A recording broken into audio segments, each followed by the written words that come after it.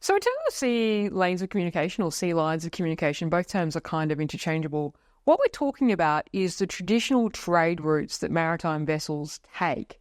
And we know that the majority of trade worldwide, in fact, occurs in the maritime domain. And when you think about Australia as an island nation, right, we often don't think about Australia as an island nation. We often think about it as a continent, and we also like the beach. But we are an island nation, and depending on the quarter, 91% of our trade comes through the maritime domain.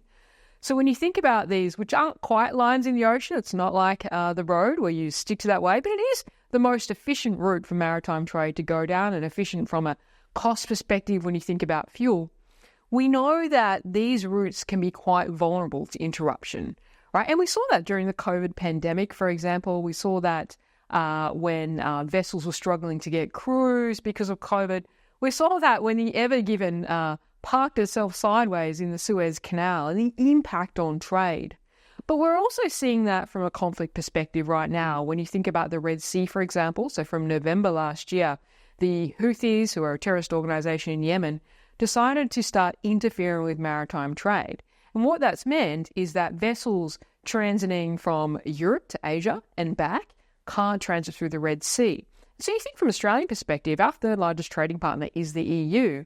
And because a lot of our trade goes through the maritime domain, in fact, most of it, that's actually quite a highway for us. Now, when the Red Sea is blocked because of Houthi attacks on merchant shipping, we saw in the last couple of weeks another ship sinking because of that, then vessels need to go around the south of Africa. Now, that adds another 14 days to the transit and about $1 million in terms of the cost of fuel. So you can see how these dynamics can impact the cost of goods in Australia. But also when we think about it in terms of Australia as an island nation and how critical we are for certain things like fuel. So when you think about fuel imports, Australia actually imports about 91% of its fuel. So in a refined state, that comes from Southeast Asia. In an unrefined state, that comes across the Indian Ocean. So if somebody was to interfere with that, either intentionally, so something like a non-state actor like the Houthis, or a state actor, or if there was to be a blockage in, say, for example, some of the major straits going through the Indonesian archipelago, we would have very limited fuel. So, for example, the IEA requires Australia, in fact, every country, to have about 90 days fuel reserves. Now, give or take, Australia actually is well below that. We have about 54. Now, 54, but if you had a surge on fuel, that would reduce quickly. So when you think about the ability of the Australian economy to go on without fuel, you can see how our sea lines of communication and our dependence on imported fuel, which is just one example, right? There's other examples from pharmaceuticals to fertilizer, is really critical.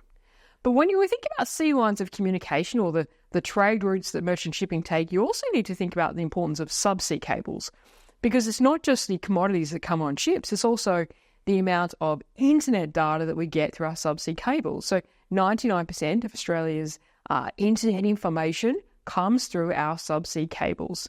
Now, subsea cables can be cut for a number of reasons. So, for example, recently in the Red Sea, we saw a merchant vessel that had been attacked by the Houthis. It put its anchor down. Now, it dragged its anchor across some subsea cables, which was the majority of internet connectivity between Asia and Europe, and cut that off. We see all the time in the Taiwan Strait subsea cables being cut by anchors, sometimes intentionally. And we've actually seen now a couple of examples of subsea cables and pipelines, and Nord Stream being the most visual, if you want to look up the graphics for that, being interfered with. So I guess when we think about the importance of sea lines of communication, we need to think about they are almost the vital arteries for Australia. So somebody told me an analogy one day, which I think is great. When you think about Australia, think about it as a living organism with its organs outside of its body. And that's how dependent we are and how important sea lines of communication, but also subsea cables, are to Australia.